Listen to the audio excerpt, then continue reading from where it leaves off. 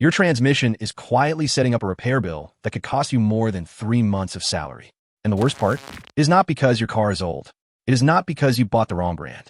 It is because nobody ever taught you these 3 simple habits. Japanese drivers have been using these habits for decades. And today, you're going to learn all 3. Stay until the end, because the final habit is the one that makes the biggest difference. And almost nobody outside Japan knows about it. Let me ask you something. When did you last think about your transmission? Most people only think about it in 2 situations. 1, when the car starts jerking in traffic. 2, when a mechanic hands them a quote that makes their stomach drop. That is not your fault. Nobody teaches this stuff. Not the dealership, not the salesperson who sold you the car, and definitely not the manufacturer, because a transmission that lasts 200,000 miles means 1 less rebuild they get to charge you for. But here's what is interesting. In Japan, taxi drivers run the same automatic transmission past 200,000 miles. Some past 300,000 on the same original unit. No rebuild, no major overhaul. Is not the car. Japanese cars sold here, the same cars sold there.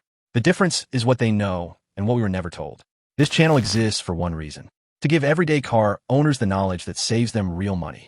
No jargon, no expensive upgrades, just the stuff that actually works, backed by real data. Today, I am breaking down the exact habits that separate a transmission that dies at 60,000 miles from one that runs smoothly past 200,000 miles. Let's get into it. All right, before we get into the habits, you need to understand one thing first. Because if you skip this part, the rest of the video won't make sense. There is something happening inside your transmission right now. Every single day, whether you drive 10 miles or 100 miles. And most car owners have no idea it is even happening.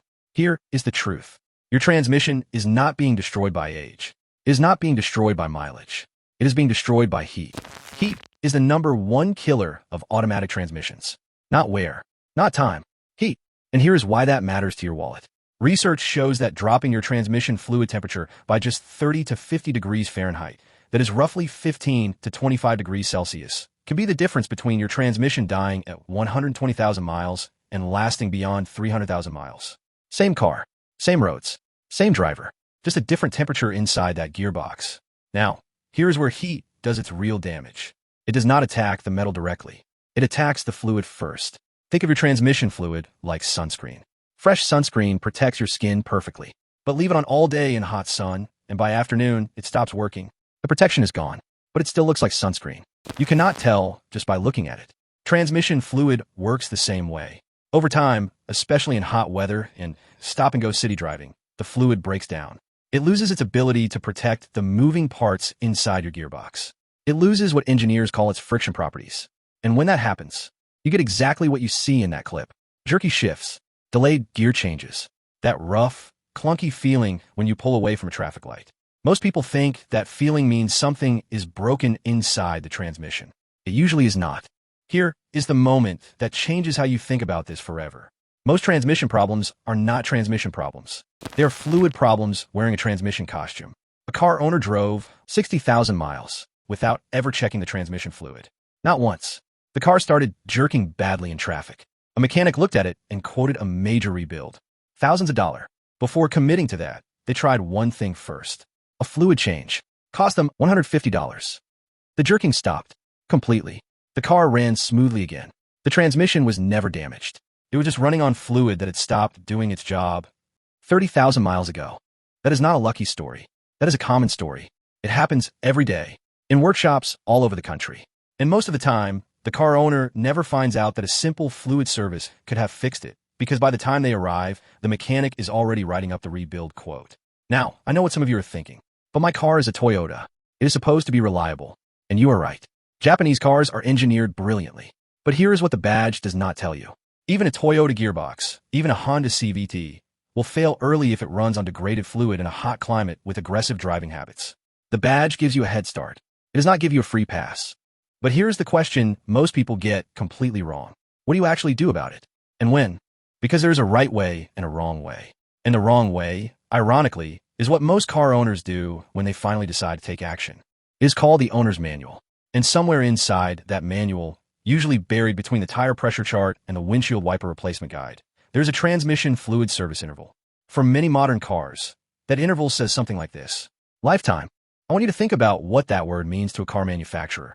To an engineer, Lifetime means the fluid should last the life of the warranty period without causing a warranty claim. It does not mean the life of your car. It does not mean 200,000 miles. It means we designed this fluid to last long enough that you will not come back to us with a complaint while the warranty is still active. After that, that is between you and your mechanic. Here is the reality. Independent transmission specialists, the ones who actually rebuild these units when they fail, consistently recommend changing your ATF or CVT fluid every 30,000 to 50,000 miles. For city driving in a hot climate like ours, some say even earlier, every 40,000 miles. That is a long way from lifetime. Now, when you do go for fluid service, there are two options, and most people do not know the difference. Option 1 is a drain and fill. The mechanic drains the old fluid from the pan, replaces the filter if accessible, refills with fresh fluid. Simple, effective. But here is the catch. It only replaces about 40 to 50% of the old fluid. The rest stays inside the torque converter and the valve body. Option 2 is a full flush. A machine pushes new fluid through the entire system, forces the old fluid out completely. You end up with close to 100% fresh fluid throughout. So which one do you need?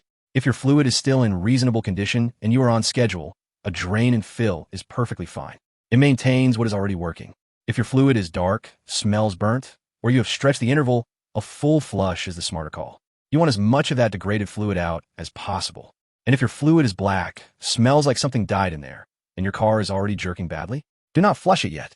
See a specialist first, because at that point, there may be more going on than just dirty fluid. One more thing on fluid, and this one matters especially if you drive in a hot country or spend a lot of time in city traffic. Not all transmission fluid is the same. Conventional ATF fluid, the cheaper option, contains wax compounds that behave differently at different temperatures. In cold weather, it thickens.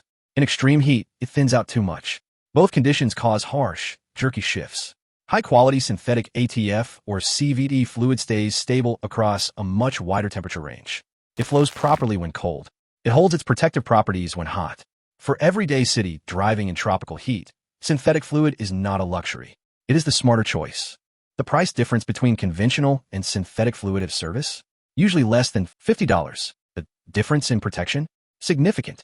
Here is how seriously Japanese taxi operators take this. These vehicles run in some of the most punishing conditions possible. Hot weather, constant stop and go, long hours, heavy use every single day. And yet, their transmissions routinely reach 300,000 miles on the original unit. Their secret is not complicated. They change transmission fluid every 20,000 to 40,000 miles. Without exception, no stretching the interval. No, it looks okay, let's wait. On schedule. Every time. The math is not complicated. Spend a little consistently, or spend a lot once, and hope the car is still worth fixing. Before we move on, I need to address something. There is a fear that floats around online, in forums, in workshops, even from some mechanics. The fear goes like this. If you change old transmission fluid on a high-mileage car, it will fail. I understand why people believe this. Because sometimes a transmission does fail shortly after a fluid change. But here's what actually happened. The transmission was already failing. Slowly, quietly. The old dirty fluid was masking the symptoms, acting almost like a thick paste holding worn parts together. Fresh fluid does not cause the failure. It reveals damage that was already there. It is like going to the doctor for a scan. The scan does not give you the disease. It shows you what was already there. This is exactly why you do not wait until 70,000 miles to do your first fluid change. By then, you may be changing fluid on a transmission that is already on its way out. Start early. Stay consistent. That is the Japanese approach. Getting the fluid right is step one. But here is what most fluid change videos never tell you. How you drive every single day is either protecting your transmission or destroying it. One gear shift at a time. And the habits that destroy it fastest?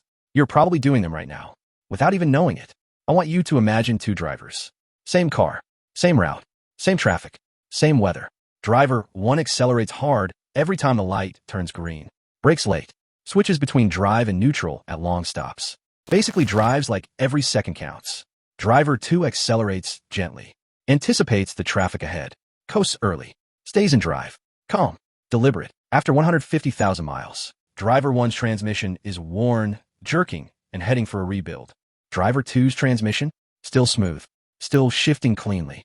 Same car. Completely different outcome. The only difference was the right foot. Here is something most drivers never think about. Every time you press the accelerator, your transmission is making a decision. It is deciding which gear to be in, how fast to get there, How hard to engage the clutch packs inside. When you accelerate smoothly and gradually, the transmission makes that decision calmly. The clutch packs engage gently. The fluid stays cooler. The wear is minimal. When you floor it from a standstill, the transmission is forced to make that same decision in a fraction of a second. The clutch packs slam together. The fluid temperature spikes. The wear is significant.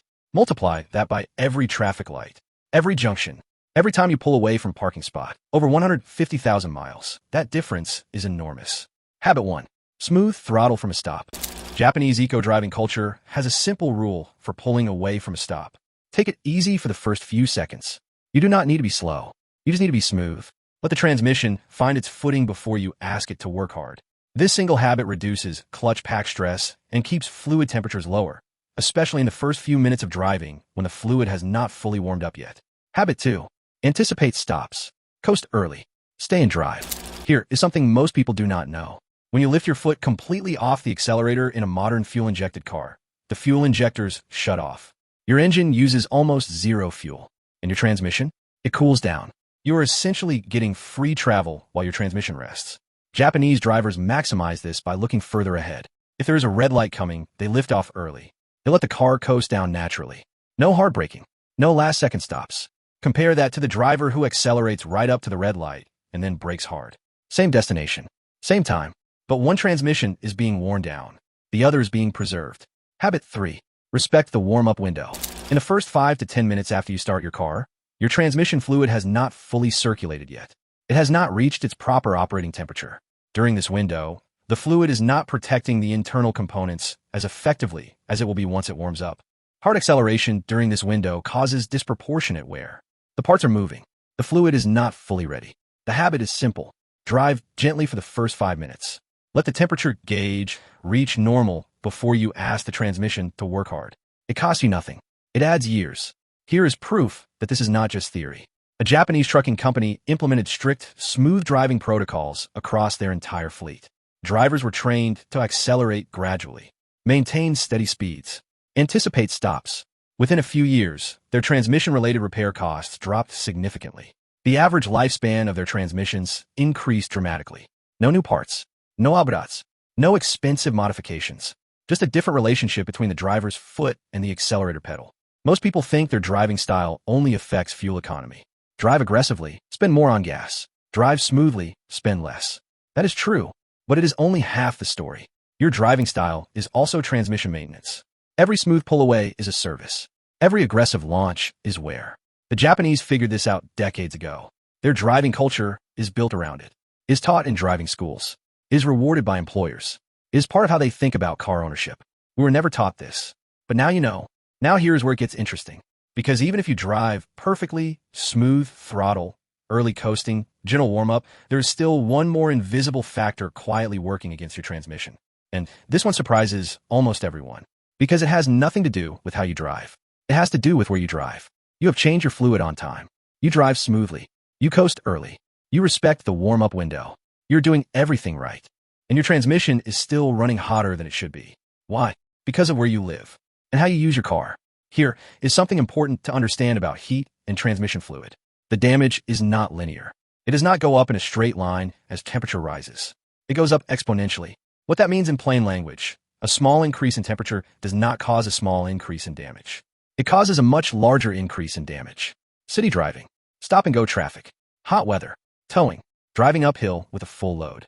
All of these push your transmission temperature into a zone where fluid breaks down dramatically faster than normal. This is why two cars with the same service history can have completely different transmission conditions. One drives mostly on the highway. One drives in city traffic every day. Same fluid change interval. Completely different fluid condition. Number 1. Shift to neutral at long traffic stops.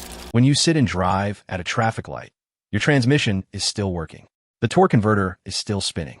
Heat is still building. At a short stop, 30 seconds or less, this is fine. Stay and drive. But at a long stop, a train crossing a long red light, a traffic jam that is not moving, shifting to neutral gives your transmission a genuine rest. The torque converter disengages. Heat stops building. Small habit. Compounding benefit over thousands of stops. Number 2. Avoid unnecessary loads. Towing. Overloading the trunk. Driving with a roof rack full of heavy gear. All of these force your transmission to work harder than it was designed to work in normal conditions. More work means more heat. More heat means faster fluid degradation. If you tow regularly, your fluid service interval should be shorter than the standard recommendation. This is not optional. It is physics. Number 3. Let the car breathe after hard use. Here is one most people never think about. After a long drive, especially in heavy traffic or after towing, your transmission is hot. The fluid is at its highest temperature. If you switch off the engine immediately, the cooling system stops. The heat has nowhere to go. It just sits there, soaking into the fluid and the components. The habit? Let the car idle for 1 to 2 minutes before switching off after hard use. Let the fluid circulate. Let the heat dissipate. Costs you nothing. Protects the fluid from one final heat spike every time you park. Research on transmission longevity consistently shows one thing. Temperature management is not a minor factor. It is one of the biggest factors. Dropping your transmission fluid temperature by just 30 to 50 degrees Fahrenheit through driving habits, correct fluid, and where necessary, an external cooler can be the difference between a transmission that fails at 120,000 miles and one that runs past 300,000 miles. Fleet operators who added external transmission coolers to their vehicles documented significantly higher mileage before any transmission-related failures, compared to identical vehicles without coolers. For most everyday drivers, you do not need an external cooler. The 3 habits I just gave you will make a significant difference on their own. But if you tow regularly, drive in extreme heat, or use your car for heavy daily work, an external transmission cooler is worth serious consideration. Here is the belief I want to break right now. Most drivers think, as long as I change my fluid on time, I am protected. And that is partially true. But clean fluid running at the wrong temperature still breaks down fast. Fluid quality and heat management are 2 separate battles. You need to win both. Changing your fluid on schedule, but ignoring heat is like putting on fresh sunscreen and then sitting directly under a heat lamp. The protection degrades faster than it should, and you will not notice until the damage is already done. All right, you now have 4 pillars. You understand what kills transmissions. You know the fluid rules. You have the driving habits. And you understand heat. But I know some of you watching this are not here for prevention. You are here because your car is already jerking. Right now. Today. And you need to know, what do I actually do? This final section is for you. And it is the one that almost nobody talks about clearly. Here is the problem with jerky shifting. It is a symptom, not a diagnosis. And the same symptom can have completely different causes, with completely different price tags attached. Going straight to a workshop without following this decision tree is like going to a doctor and saying I have a headache, and the doctor immediately recommending brain surgery. Sometimes a headache is just dehydration. Sometimes jerky shifting is just $150 fluid change. Let me walk you through it. Step 1. Check your fluid first, before you do anything else. If your car has a transmission dipstick, pull it. Look at the fluid on the end. Is the level low? Top it up with the correct fluid spec for your car. Low fluid reduces hydraulic pressure inside the transmission, and that alone can cause jerky, delayed shifts. Is the fluid dark brown or black? Does it smell burnt? That is your answer. A fluid service is your first move. Is the fluid still in reasonable condition, but the car is jerking? Move to step 2. Step 2. Think about how you have been using the car. Have you been doing heavy city driving in hot weather? Have you been towing? Carrying heavy loads? Has the car been sitting and used for a long time? If yes to any of these, heat-related fluid degradation is the most likely cause of your jerky shifts.